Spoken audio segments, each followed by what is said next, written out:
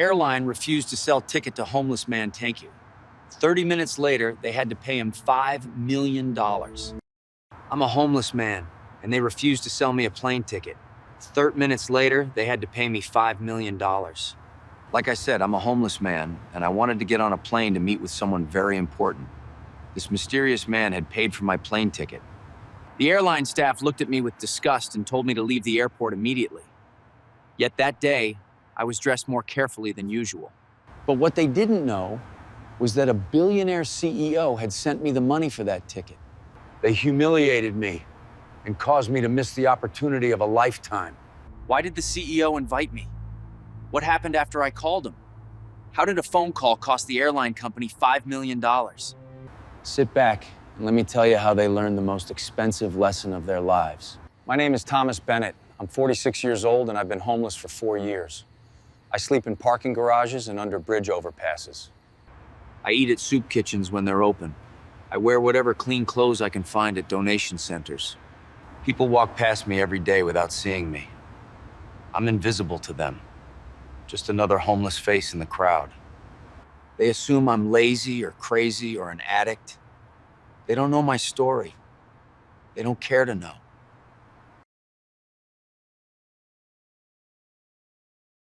But I wasn't always homeless. 4 years ago, I was a mechanical engineer at Davidson Manufacturing. I had a good job with a decent salary. I had an apartment and a car. I was a functioning member of society with plans and a future. Then, the company went bankrupt. They laid off 200 employees, including me. I looked for new engineering jobs, but the economy was bad. Nobody was hiring. My unemployment benefits ran out. My savings disappeared quickly. I couldn't pay rent. I lost my apartment. I sold my car for cash that lasted 2 months. Then, I had nothing left. I ended up on the streets with no family to help me and no safety net to catch my fall. The first year was the hardest. I wasn't prepared for street life. I didn't know where to find food or safe places to sleep. I got robbed twice. I got sick from sleeping in the cold. I learned harsh lessons about survival. But I adapted. I found the best soup kitchens and the safest sleeping spots. I learned which areas to avoid and which people to trust. I kept myself as clean as possible despite the circumstances. I never lost my dignity even when I lost everything else. I held on to hope that someday I would get off the streets, that I would find work again and rebuild my life. That hope kept me going through 4 long years of homelessness. 2 weeks ago, something happened that changed everything, something that would give me the chance I had been waiting for. I was sleeping in my usual spot in a downtown parking garage, level 4 in the corner where cameras didn't reach. It was relatively safe and protected from weather. Other homeless people knew about the spot, but we all respected each other's space. Around midnight, I woke up to the sound of footsteps. Someone was walking through the garage. I stayed still and quiet. Late-night visitors usually meant trouble, security guards or gangs or people looking to cause problems for homeless people. The footsteps got closer. I could see a figure in the darkness, a young person, thin and moving slowly. They sat down about 20 feet away from me against a concrete pillar. I heard crying, soft sobs that echoed in the empty garage. The person was clearly in distress. My instinct was to help, but I also knew approaching strangers at night could be dangerous. But I couldn't ignore someone in pain. I stood up slowly and walked toward them. "Hey," I said gently. "Are you okay?" The figure looked up, startled. It was a teenage boy, maybe 16 or 17 years old. He had dark hair and expensive clothes. He looked out of place in this dirty parking garage. "Stay away from me," the boy said. His voice shook with fear. "I'm not going to hurt you," I said. I stopped walking and raised my hands. "I'm just concerned. You're crying in a parking garage at midnight. That's not normal." The boy studied me. He saw my torn clothes and unkempt appearance. He realized I was homeless. Some of the fear left his face. "Are you running away?" I asked. The boy nodded slowly. "From home?" I continued. "Yeah," he said quietly. I sat down on the ground, keeping distance between us. I wanted to seem non-threatening. The boy watched me carefully. "I'm Thomas," I said. "I live here. Well, I sleep here. This parking garage is my home." "I'm Ethan," the boy said. Why did you run away, Ethan? I asked. Ethan was quiet for a long moment. Then the words came pouring out. He had fought with his father. His father was always working and never had time for him. His mother died 2 years ago, and his father buried himself in work. Ethan felt invisible and unloved, so he ran away. Where have you been sleeping? I asked. Different places, Ethan said. Bus stations, parks.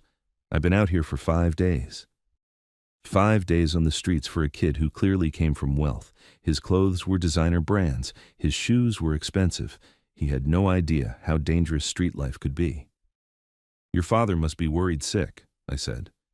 He probably hasn't even noticed I'm gone, Ethan said bitterly. I'm sure that's not true, I said. Parents always notice when their kids are missing. But what I didn't know was that helping this boy would change my entire life. We talked for 2 hours that night. Ethan told me about his life, about his father who was a successful businessman, about missing his mother, about feeling alone despite having everything money could buy. I told Ethan about my life too, about being an engineer, about losing my job and ending up homeless, about surviving on the streets for 4 years, about keeping hope alive. You're not what I expected, Ethan said, when I saw you. I thought you were just a homeless drunk. A lot of people think that, I said. They judge by appearance, but every homeless person has a story. We're all human beings who fell on hard times. Ethan looked thoughtful. You should go home, I said gently. Your father loves you even if he's bad at showing it. Running away won't fix anything. It will just make you both suffer more. I don't know, Ethan said. Give him a chance, I said. Tell him how you feel. Really talk to him. If he still doesn't listen, then at least you tried. But don't give up on your family.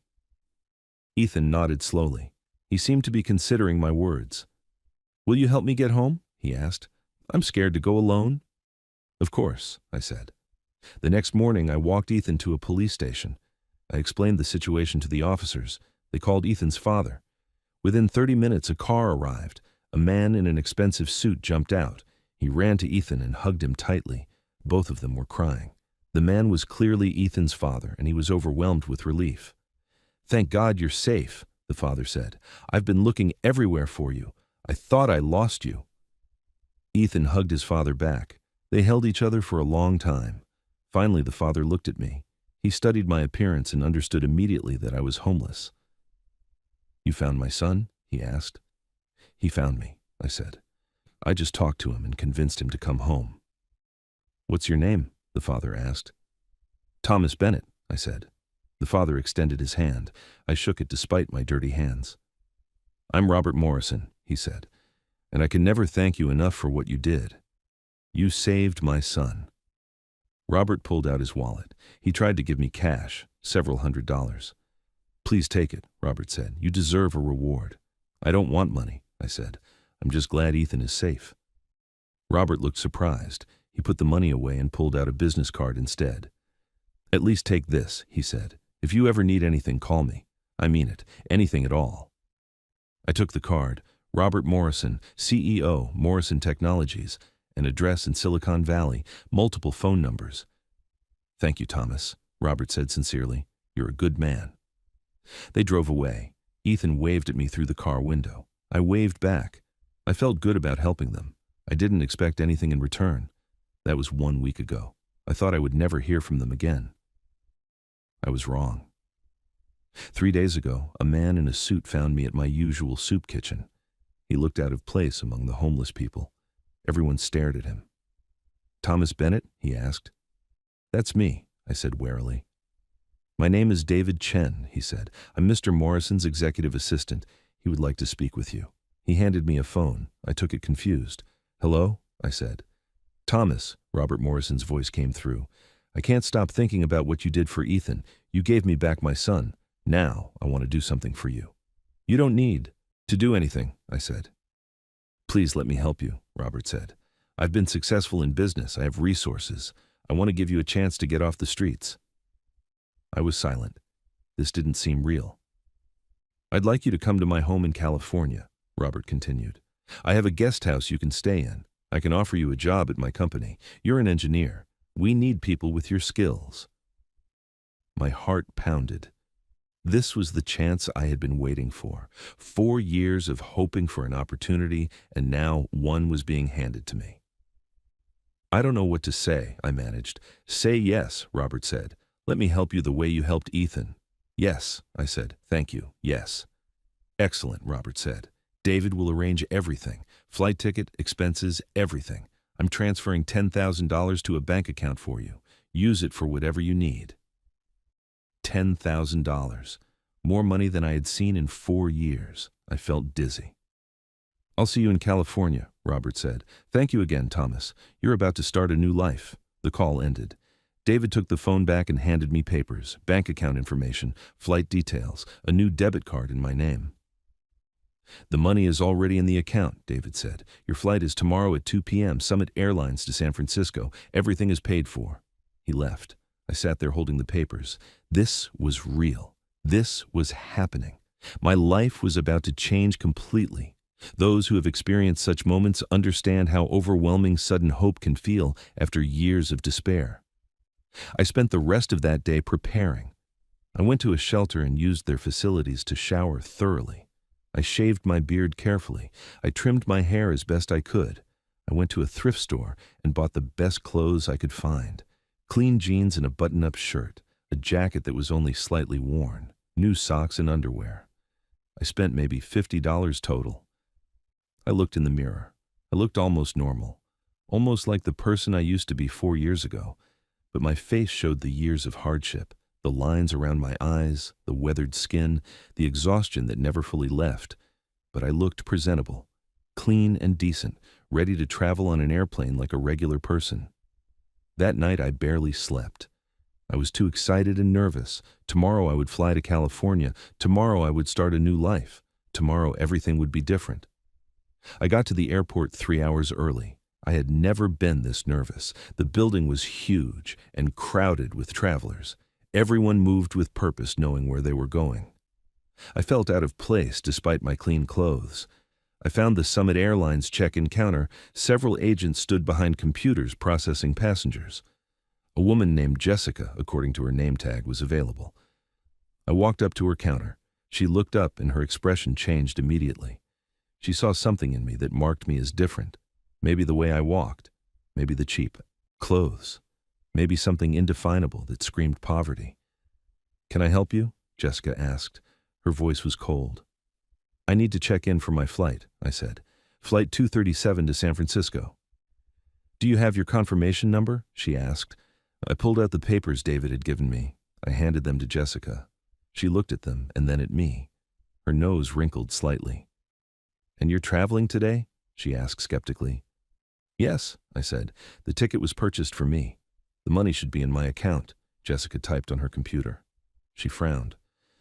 "I'm going to need to speak with my supervisor," she said. "Is there a problem?" I asked. "Just wait here," Jessica said. She walked away from the counter. Other passengers in line behind me started getting impatient. They muttered and shifted. I felt their eyes on me, judging me, wondering why the homeless-looking man was holding up the line. Jessica returned with another woman, older and professional-looking. Her name tag said Karen Stevens, manager. "Sir," Karen said, "we can't process your ticket." "Why not?" I asked. "The ticket is paid for. The money was transferred to my account." "We have policies about passenger appearance and hygiene," Karen said. Her voice was loud enough that nearby people could hear. "You don't meet our standards for travel." "I'm clean," I said. "I showered. I bought new clothes. I'm presentable." "You're clearly homeless," Karen said bluntly. "We can't allow homeless people on our flights. It makes other passengers uncomfortable." People were staring now, a circle of judgment forming around me. I felt my face burning with shame. "I have money," I said desperately. "I have a bank account. I can show you." "I'm sure you do," Karen said in a tone that made clear she didn't believe me. "But we reserve the right to refuse service to anyone. I'm asking you to leave the airport." "This is discrimination," I said. "You can't refuse service based on how I look." "Security," Karen called out. 2 security guards approached quickly. They were large men in uniforms. They looked at me like I was a problem to be removed. "This man is disrupting airport operations," Karen told them. "Please escort him out." "Wait," I said. "Please just check my account. The money is there. I'm supposed to meet someone very important." But what happened next would cost them everything they built. The security guards grabbed my arms. They weren't rough, but they were firm. They started walking me toward the exit. I looked back at Karen and Jessica. Both of them looked satisfied, like they had done something noble by removing the homeless man. "You're making a mistake," I said. "Please just listen to me." "Keep moving," one guard said. They walked me through the terminal. Everyone watched. Businessmen and families and travelers all staring at the homeless man being removed. Their faces showed disgust or pity or nothing at all. I felt humiliated, ashamed, angry, but mostly I felt hopeless. The opportunity of a lifetime was slipping away because of prejudice and assumptions. The guards brought me outside the airport. They released my arms. "Don't come back," one guard said. "If we see you again, we'll call the police." They went back inside. I stood on the sidewalk alone. People walked past me into the airport, starting their journeys, going to their destinations, living their lives. I looked at the papers in my hand. The flight information, the bank account with $10,000, the chance Robert Morrison had given me. All of it useless now. I'd missed my flight. I'd failed before I even started. Robert would think I didn't care, that I took his money and disappeared. He would never know that I tried and was turned away. I sat down on a bench outside the airport. I felt defeated. 4 years of surviving on the streets and keeping hope alive. 4 years of believing things would get better. And when the chance finally came, it was stolen by people who judged me by my appearance. Tears ran down my face. I didn't care who saw. I had nothing left to lose. Then I remembered something. Robert had given me his number through David. I still had David's business card. I could call and explain what happened. Maybe there was still a chance to fix this. I pulled out my phone. It was an old flip phone someone had given me at a shelter. It barely worked, but it could make calls. I dialed David's number with shaking hands. "David Chen," he answered professionally. "Mr. Chen," I said. My voice shook. "This is Thomas Bennett. I have a problem." "Thomas," David said. His voice changed to concern. "What happened? You should be on your flight." "The airline refused to let me board," I said. "They said I don't meet their standards. They had security remove me from the airport." There was silence on the other end. "They did what?" David asked. "They wouldn't even check my account," I said. "They just assumed I couldn't afford the ticket because I look homeless. They humiliated me and threw me out." "Stay where you are," David said. "I'm calling Mr. Morrison right now." The call ended. I sat on the bench waiting. People continued walking past me, going about their lives, not knowing that my entire future hung in the balance. 5 minutes later, my phone rang. It was a number I didn't recognize. "Hello?" I answered. "Thomas," Robert Morrison's voice came through. He sounded angry. "David just told me what happened. I'm appalled. This is absolutely unacceptable." "I'm sorry, Mr. Morrison," I said. I tried. I really did. I cleaned up and dressed properly. But they wouldn't listen. "You have nothing to apologize for," Robert said firmly. "This is discrimination, plain and simple. They judged you based on appearance. They violated your dignity and your rights." "What do I do now?" I asked. "I missed the flight. I failed." "You didn't fail," Robert said. "They failed, and they're about to learn a very expensive lesson about how they treat people." "What do you mean?" I asked. "I'm going to make sure everyone knows what Summit Airlines did to you," Robert said. "I'm going to tell your story, and when I'm done, that airline is going to regret the day they judged a homeless man." I didn't understand what he meant, but I heard the determination in his voice. Robert Morrison was a powerful man, and he was about to use that power on my behalf. "Give me 1 hour," Robert said. "Then check social media. This story is about to go viral." I sat on that bench for an hour. My mind raced with thoughts. What could Robert Morrison do?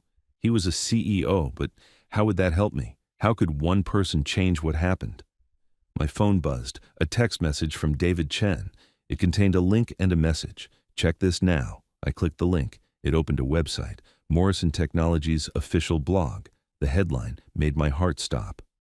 "Summit Airlines refused service to the man who saved my son. A story about dignity and discrimination." The article was written by Robert Morrison himself. Posted 20 minutes ago. I read it carefully. Robert described everything: How I found Ethan in that parking garage. How I convinced him to go home instead of leaving him on the dangerous streets. How I refused money because helping was the right thing to do. Then Robert explained how he wanted to repay me, how he sent money and arranged a flight, how Summit Airlines refused to serve me despite having a paid ticket, how they judged me solely on my appearance and had security remove me. Robert's words were powerful and emotional.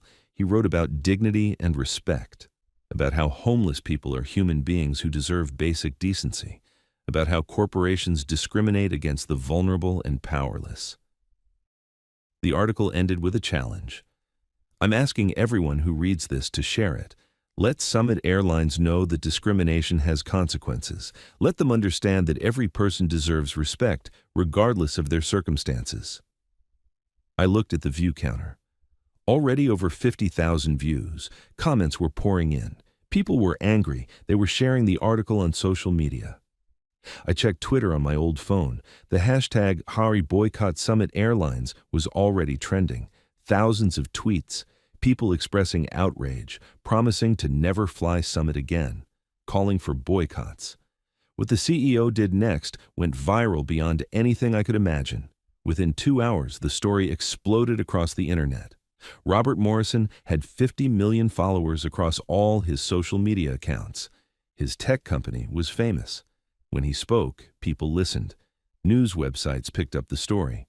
Billionaire CEO exposes airline discrimination. Homeless hero denied flight after saving CEO's son. Summit Airlines faces boycott over treatment of homeless man. Television news covered it. They showed Robert's article. They discussed discrimination against homeless people. Experts talked about corporate responsibility and human dignity. Celebrities shared the story. Actors and musicians with millions of followers. Each share multiplied the reach exponentially. The hashtag #BoycottSummit Airlines reached #1 trending worldwide. I sat on that bench watching my phone in disbelief. The whole world was talking about what happened to me. Millions of people were angry on my behalf. I had been invisible for 4 years, and suddenly everyone saw me. My phone rang. Unknown number. "Mr. Bennett?" a woman's voice asked nervously. "Yes," I said. "This is Amanda Price from Summit Airlines Corporate Communications," she said. "I'm calling to apologize for what happened at the airport today." "Okay," I said carefully. "We take these allegations very seriously," Amanda continued. She sounded like she was reading from a script. "We're conducting a full investigation. The employees involved have been suspended pending review." "I see," I said. "We'd like to offer you a full refund and a travel voucher," Amanda said, "as a gesture of goodwill." "A travel voucher?" I repeated. "For the airline that humiliated me and threw me out?" "Mr. Bennett, please understand we're trying to make this right," Amanda said. "You're trying to make your public relations problem go away," I said. "You don't care about what happened to me. You care about your stock price." I hung up. I didn't want their empty apologies. They were only responding because they got caught, because millions of people were watching. Another hour passed. The story grew bigger. Summit Airlines stock dropped 3%, then 5%, then 8%. Investors were panicking. The boycott was working. My phone rang again. This time it was Robert Morrison. "Thomas," he said, "have you seen what's happening?" "I can't believe it," I said. "The whole world is talking about this." "Good," Robert said with satisfaction. "Summit Airlines is learning that discrimination has consequences. Their stock is plummeting. They're losing millions of dollars." "They called to apologize," I said. "Of course they did," Robert said, "but it's not enough. They need to face real accountability. My lawyers are preparing a lawsuit, discrimination, emotional distress, lost opportunities. We're going to make sure they pay." "I don't want to be greedy," I said. "This isn't about greed," Robert said firmly. "This is about justice. They treated you like garbage because they thought you were powerless. They need to learn that every person matters, that actions have consequences." Those who have seen justice prevail after years of powerlessness understand what that moment means. 3 days later, Summit Airlines called again. This time it was Brian Carter, their CEO. "Mr. Bennett," he said. His voice was strained. "I need to speak with you directly, not through lawyers, person to person." "I'm listening," I said. "What happened to you was wrong," Brian said. "Completely wrong. Jessica and Karen have been terminated. We're implementing new training for all staff about discrimination and bias. That's good, I said. But it doesn't undo what happened. No, it doesn't, Brian agreed. That's why we want to offer you a settlement, $5 million, plus a formal public apology, plus changes to our company policies. $5 million. The number was staggering, more money than I could comprehend. We need this resolved, Brian continued. The boycott is destroying us. We've lost hundreds of millions in market value. Customers are canceling flights. We're facing a crisis. You're facing consequences, I said, for how you treat people like me. You're right, Brian said quietly, and we're sorry. Truly sorry. Please accept our settlement. Let us begin to make this right. I thought about it. $5 million could change my entire life. Not just mine, but other homeless people too. I could help them the way Robert helped me. I'll consider it, I said, but I need to talk to Mr. Morrison first. I called Robert and explained the offer. He was quiet for a moment. It's a substantial settlement, Robert said, more than most discrimination cases. They're desperate to make this go away. Should I take it? I asked. That's your decision, Robert said. But Thomas, remember something. You already have a job waiting here. You already have a fresh start. This money is compensation for what they did to you. You deserve it. I'll accept it, I said. The settlement was finalized 1 week later. $5 million transferred to my bank account. Summit Airlines issued a public apology that made national news. They announced new policies and training programs. The money was overwhelming. I'd gone from homeless with nothing to a millionaire in less than 2 weeks. It didn't feel real. But Robert kept his original promise, too. He sent a private jet to bring me to California. No commercial airline this time. No risk of discrimination. When I landed in San Francisco, a car picked me up. We drove to Robert's estate in Silicon Valley. The property was massive, gardens and fountains and a main house that looked like a palace. Robert and Ethan met me at the entrance. Ethan ran forward and hugged me. Thomas, Ethan said with tears in his eyes, thank you for everything. You saved my life. And then my dad's saved yours. We saved each other, I said. Robert shook my hand warmly. Welcome to your new life, he said. Come inside. We have a lot to discuss. Over dinner, Robert explained his plans. He wanted me to work at Morrison Technologies as an engineering consultant. He would provide housing in the guest house. He would help me rebuild my career and my life. You can use the settlement money however you want, Robert said. Invest it, save it, or use it to help others. I want to help other homeless people, I said. People like me who just need a chance. That's admirable, Robert said. We can set up a foundation. Use your money to provide job training and housing assistance. Give people the opportunities they deserve. Lived with the Morrisons for 6 months while I got back on my feet. I worked at the company learning new technologies and rediscovering my engineering skills.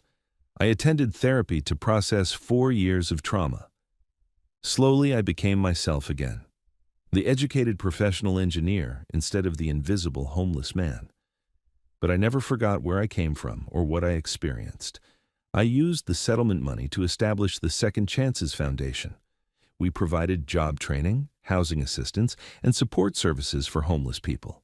We helped hundreds of people get off the streets and rebuild their lives. The story of Summit Airlines became a case study in business schools, an example of how discrimination can destroy a company's reputation and value, how treating people with dignity isn't just morally right, but financially smart. Jessica and Karen never found work in the airline industry again. Their names were associated with discrimination. They learned that actions have lasting consequences. Summit Airlines never fully recovered. They lost market share and customers. Other airlines used the incident in their advertising to show they treated all passengers with respect. This story reminds us that everyone deserves dignity regardless of their circumstances. That homeless people are human beings with value and potential. That judging people by appearance is not just wrong but costly.